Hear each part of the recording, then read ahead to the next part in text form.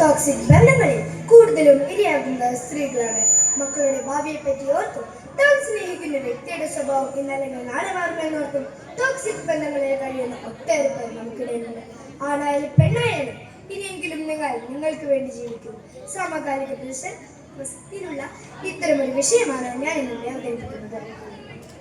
അമ്മേ, എന്റെ degree result വന്നു. നല്ല മാർക്കുണ്ട്. ഇനി എനിക്ക് ടീച്ചറാകാൻ പഠിക്കണം. എന്നിട്ട് എന്റെ ഇഷ്ടപ്പെട്ട ടീച്ചറമ്മയെ പോലെ ആകണം. ആ മോളെ നിന്റെ നാള് കൂട്ടർ പെണ്ണ് കാണാൻ വരുന്നുണ്ട്.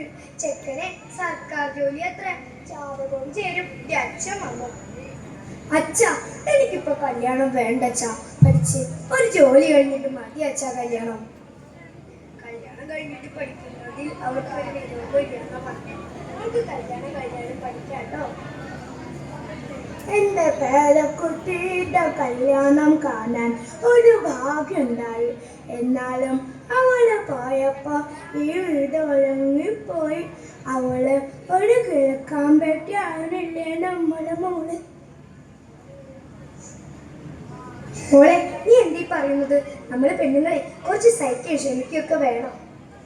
അമ്മ, ഇനി എനിക്ക് ഇവിടെ സഹിക്കാൻ വയ്യമ്മേ. ഇവരെന്നെ കൊല്ലുമെന്ന് എനിക്ക് ഉറപ്പാ.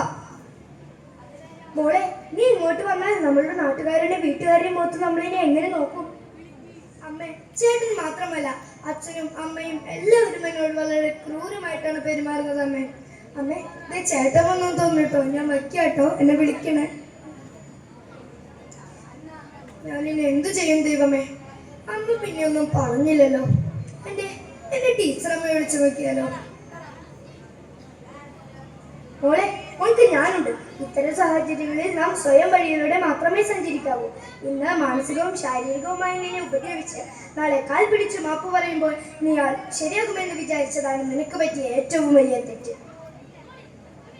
ഏതവനാടി ഫോണിൽ ഞാനില്ലാത്ത നേരം നോക്കി നീ ആരോടാടി സംസാരിക്കുന്നത്? അവിടെ കിടക്കും. ചേട്ടാ, വാതിൽ തുറക്ക്. ഞാൻ എന്റെ ടീച്ചറമ്മ വിളിച്ചതാ.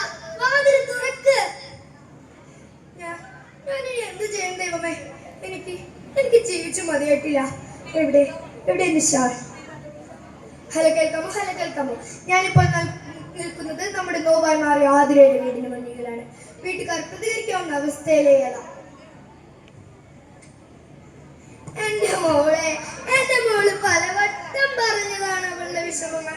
എന്നിട്ടും എനിക്ക് അവളെ മനസ്സിലാക്കാൻ കഴിഞ്ഞില്ലല്ലോ എന്റെ ദൈവമേ.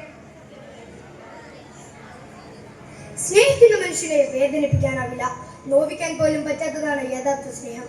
എന്നിരിക്കട്ടെ, കൊല്ലുന്ന വികാരം എങ്ങനെ സ്നേഹമാകും? നമ്മൾ പൊന്നുപോലെ വളർത്തിയ മക്കളെ ആദ്യം സ്വയം പ്രാപ്തരാകുക. എന്തെങ്കിലും പ്രതിസന്ധികൾ വരുമ്പോൾ ഞാനുണ്ട് കൂടെ എന്ന് പറഞ്ഞ് ചേർത്ത് നിർത്തുക. വീണ്ടും ഒരു വിസ്മയം, അതുല്യം, വിഭജികരം, ഫാസിലയം ആവർത്തിക്കപ്പെടാതിരിക്കട്ടെ. നന്ദി, നമസ്കാരം.